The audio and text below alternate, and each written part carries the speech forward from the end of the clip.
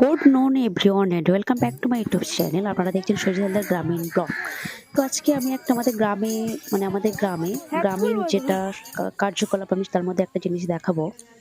তো এই যে দেখছেন হলুদ মাখানো একটা পুতুল টাইপের করেছে।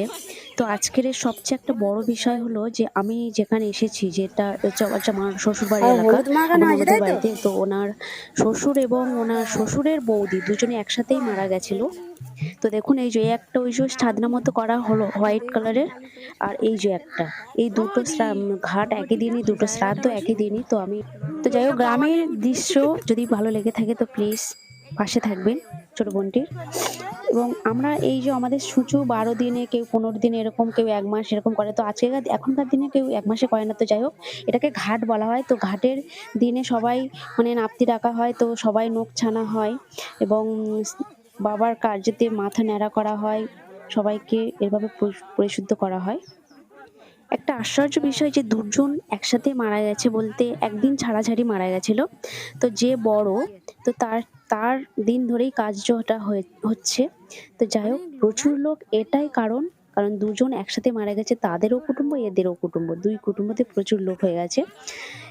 যাই হোক, তো এটার একটাই নিয়ম, এই যে পিসি শাশুড়ি মারা গেছে, তো তার তার ক্ষেত্রে দেখুন অল্প হলুদ মাখিয়েছে, আর আমার দিদির শ্বশুরের বেলায় বেশি হলুদ মাখিয়েছে। তো কেউ কেউ বলছে যে এ কম দোষ পেয়েছে, ও বেশি দোষ পেয়েছে। জানি না, এটা আমাদের কখনো হয়নি, এরকম নিয়ম আমরা দেখিও নি। হ্যাঁ, তো এটা ছিল উড়ে বাবনের কাজ, উড়ে ব্রাহ্মণ উনি করেছে, জানি না কোন নিয়মে করে, আমরা কখনো দেখিনি। আর ঘাটের দিনে সব থেকে একটা বড় বিষয়, আমরা একটু নাম কীর্তন করা হয় গ্রামে, খোল করতাল বাজানো হয়। যাই হোক, যারা যারা বউ, তাদেরকে নখ ছানানো হয়, তারা তো আর চুল ন্যাড়া হতে পারবে না। আর যারা ছেলে বা নাতি, তারা তো ন্যাড়া হতেই হয়, ন্যাড়া করতেই হবে এই দিন। আর এই দিনকে এই ঘাটের দিন এটাকে পিতলের জিনিস লাগে। তো স্নান করার সময়, স্নানের আগে কিন্তু এই বেদিটাকে ভাসিয়ে দেওয়া হয়েছে, ভাসিয়ে দিয়ে এবারে পিতলের ঘটি নিয়ে এই সময় কিন্তু বাবা মার কাজে আর পূজা আস্তিতে কিন্তু পিতলের জিনিস ব্যবহার করে। অনেকে বলে পিতলের জিনিস কি হবে, কিন্তু না, এইসব কাজে পিতলের জিনিসটাই লাগে। কারণ পিতলের ঘটি আর ঘটি ছিল না বলে এই গ্লাসটা নিয়েছে। যাই হোক, তো এই যে ঘাটের থেকে ওঠে, এই নিয়মটাকে গ্রামীণ ভাষায় এটা ঘাটে ওঠা বলা হয়, এবং এটা সম্পূর্ণ 3টে-4টের দিকে করা হয়, বিকেল টাইমে। 2:30 থেকে 3টের মধ্যে। তো নাপিত ন্যাড়া করতে করতে, এটা নিয়ম সে নিয়ম করতে করতে 3টে বেজে যায়, 3টে-4টে বেজে যায়। তো যাই হোক, ঘাটে উঠে দুটো নতুন বস্ত্র, এই সময় এবারে নতুন বস্ত্র দিতে হবে, পরতে হবে। তো যার তার বাড়িতে, যে কোনো কুটুম্বর বাড়ি থেকে নতুন বস্ত্র পরলে হবে না। অ্যাকচুয়ালি হয় যে যার যার বাবা মারা গেছে, তার এই আমার নন্দাই, ধরো এই নন্দা, উনি ওনার শ্বশুর বাড়ির জিনিস কিংবা ওনার মামার বাড়ির জিনিস পরতে পারবে অ্যাকচুয়ালি, নইলে অন্য কোনো বস্ত্র অঙ্গে দিতে পারবে না। এই বস্ত্র পরে ঘাটে উঠবে এবং পরের দিন শ্রাদ্ধে, বাবার শ্রাদ্ধে পরতে হবে। তো যাই হোক, সবাই নতুন বস্ত্র পরে নিয়েছে দুটো বাড়ির। আর এই সময় নতুন বস্ত্র পরে মাথায় ঘটি নিয়ে পিছনে তো তাকাবেই না, সজ্জা ঘরের মধ্যে চলে যায়। তো যাই হোক, আমি জানি না কতটা কি দেখাতে পেরেছি, তো এই অল্প অল্প করে দেখাচ্ছি। যদি ভালো লেগে থাকে প্লিজ ছোট বোনটির পাশে থাকবেন।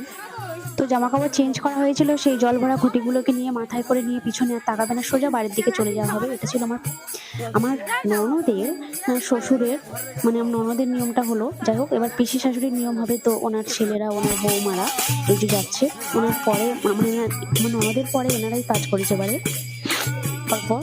তো এনারা এবারে যাচ্ছে। তো এনারা এই যে ঘটিটা, কিন্তু এই সময় পিতলের ঘটিটাই একদম ব্যবহার করা উচিত, স্টিলের জিনিস ব্যবহার করাই যাবে না।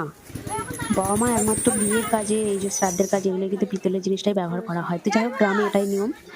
আমরা পিতলের ঘটিটা সজ্জা নিয়ে, সেখানে তার আগে এই যে প্রদীপ জেলে রাখা হয়, একটু আদা একটু জল করা হয়, রেডি করে রাখা হয়। তো পিতলের ঘটিটাকে সেখানে বসিয়ে মার, যে যার, যদি কেউ বাবা মনুক আর মার মনুক, তার নাম স্মরণ করে প্রণাম করে নিয়েছে। তো এবারে স্নান করে উঠে একটু আদা এবং জল মুখে দিয়ে নিয়েছে। এর পরের কাজটা হলো, তো এই এদিকে অন্য ফাঁকে একটু মালসা জাল দেওয়া হয়ে গেছিল, মালসার ভাত। এবারে স্নান করে উঠেই মালসার ভাত খাওয়া হবে। আজকেই কিন্তু লাস্ট মালসার ভাত খাওয়া, যার ঘাটের দিনে। এই যে ঘাট থেকে উঠে মালসার ভাত রেডি করা হয়ে গেছে। তো বৌদিরা ওনারা মালসার ভাত রান্না করে, ওই যে দেখছো 3টে ইট দিয়ে মালসার ভাত রান্না করেছে। তো এই যে জাব জাব মতো ওই আলু চাল সিদ্ধ আর আলু, তো এই দিয়ে খাবে। তো মালসার ভাত খাওয়ার সময় আদার্স কোনো লোক দেখতে নেই, এটাই নিয়ম গ্রামে। তো এই খাওয়ার সময় কিন্তু দরজা দিয়ে দেওয়া হয়। আর এই মাছের ভাত খেতে গেলে সম্পূর্ণ মানে ছুঁচো গায়ে অবস্থা আঙুচ কলার পাতাতে খেতে হয়। কারণ বাবা মা মারা গেলে একমাত্র আঙুচ কলার পাতা তখনই ব্যবহার করা হয়, নাহলে আঙুচ কলার পাতা বাঁচতে করাটা কিন্তু একটা শুভজনক নয়, শুনেছি বড়দের কাছে। তো যাই হোক, গ্রামে এইভাবে করা হয়, আমরা এভাবেই ঘাট পালন করি।